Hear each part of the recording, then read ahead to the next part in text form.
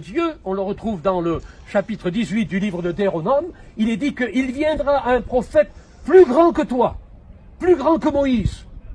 C'est Dieu qui le dit, plus grand que Moïse. Et pourtant, pour le peuple juif, notre ami Daniel n'est pas là, mais il pourrait peut-être éventuellement écouter ce que je dis, mais en définitive, pour les juifs, un homme plus grand que Moïse, ça ne peut pas exister.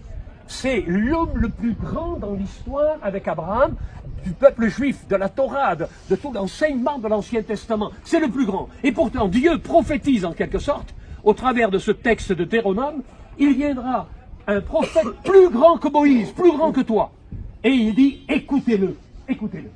Et là, en quelque sorte, c'est la réalisation de cette grandeur manifestée de Jésus par Moïse lui-même, qui en définitive est à côté de lui, comme pour montrer qu'en définitive, le centre même, il est au milieu, Jésus est au milieu, le centre même de toute la réalité de la Bible, eh bien c'est Jésus. Amen. Moïse est là, les prophètes sont là, au travers d'Élie le prophète, mais le centre même de la Bible, c'est Jésus. Amen. Et laissez-moi vous dire une chose, très rapidement, je ne veux pas vous tenir longtemps, mais dans l'ombre de l'Ancien Testament, il ne faut pas oublier que du temps de Jésus, l'évangile de Matthieu n'avait pas encore été écrit, l'évangile de Marc n'avait pas été écrit, l'évangile de Luc n'avait pas été écrit, ni même celui de Jean, ni même les actes des apôtres, ni même les épîtres de Paul.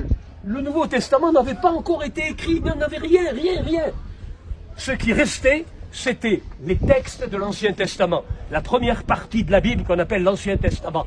Mais laissez-moi vous dire une chose, dans l'ombre de l'Ancien Testament, depuis la Genèse jusqu'à Malachie, vous découvrez les prophéties concernant Jésus. Amen. Jésus est présent depuis le livre de la Genèse. Lorsque, par exemple, déjà dans le 3e chapitre du livre de la Genèse, il nous est dit que, au fond, le serpent, on lui écrasera la tête. Et celui qui écrase la tête du serpent, qui symbolise Satan, qui a été, en quelque sorte, celui qui a fait chuter l'homme par la tentation, celui-là qui, au fond, a semé la zizanie, la querelle, la mort et le péché, celui-là, on lui écrasera la tête. C'est une prophétie messianique qui annonce la victoire de Jésus à la croix du Calvaire. Est-ce que vous comprenez cela?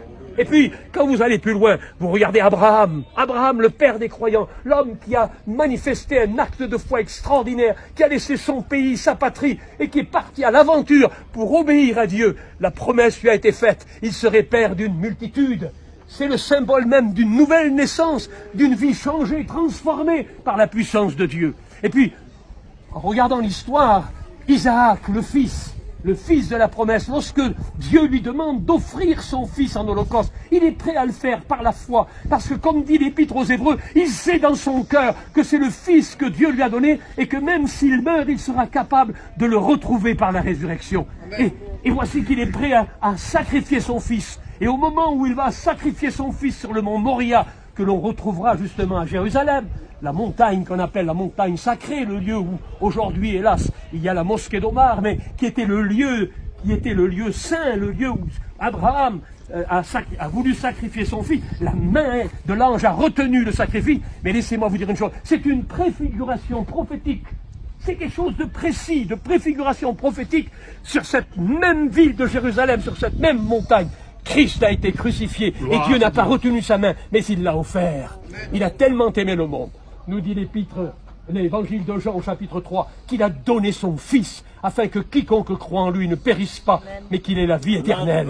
Et Jésus a dit lui-même, mais moi, ma vie, personne ne me la prend. Jésus n'est pas un martyr, mais il a offert sa vie. Gloire à Dieu. Librement, il a donné sa vie pour le péché de l'humanité. Et puis quand on va plus loin, laissez-moi vous dire, on franchit les étapes, on arrive à Moïse. Très rapidement, le bâton qui a ouvert la mer Rouge. Mais c'est aussi un symbole de celui qui nous amène de l'esclavage à la liberté. C'est aussi un symbole de Christ. C'est une prophétie de la liberté que nous avons en Christ.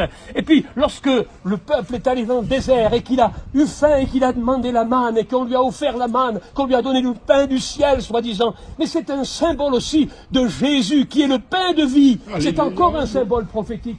Et puis quand on va plus loin, que le peuple meurt de soif, et que Moïse va avec son bâton frapper le rocher, c'est aussi un symbole. N'est-il pas dit que Jésus est la source des eaux vives, et qu'il apporte de quoi désaltérer le Gloire monde à Dieu. par cette eau vive qu'il donne. Je suis la source des eaux vives. Alléluia. Celui qui boira de l'eau que je lui donnerai aura la vie. Gloire Voilà à Dieu. tous les parties prophétiques. Et puis, laissez-moi vous dire une chose. Qui a tenu cette pierre dans la main de David pour combattre Goliath? Cette pierre qui a été lancée et qui a vaincu le géant, qui a terrassé le géant, c'est encore un symbole de Christ qui nous donne une parfaite victoire en toutes choses. Gloire à Dieu. Et toutes les prophéties messianiques, vous prenez les psaumes de David, le psaume 22 qui nous parle des mains et des pieds percés de Jésus, que vous regardez, son dos a été labouré, ou vous regardez le psaume 23 où il nous est parlé du bon berger, c'est encore un symbole de Christ, c'est une prophétie messianique. Et puis si vous regardez aussi la brebis d'Ésaïe 53, il est mené comme une brebis.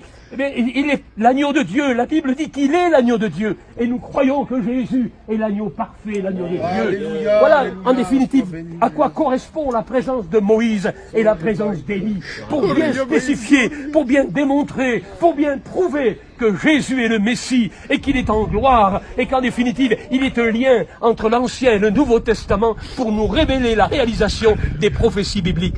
Oui, vous pouvez croire fermement et vous pouvez affirmer dans votre cœur que Christ est vivant, Gloire à qu'il est Dieu. le Sauveur. Amen, et que déjà, amen. depuis les temps anciens, depuis l'Ancien Testament, tous les livres de la Bible ont prophétisé en faveur de Jésus et que Jésus est le roi de gloire. Amen. Voilà notre espérance, chers amis. Je ne veux pas être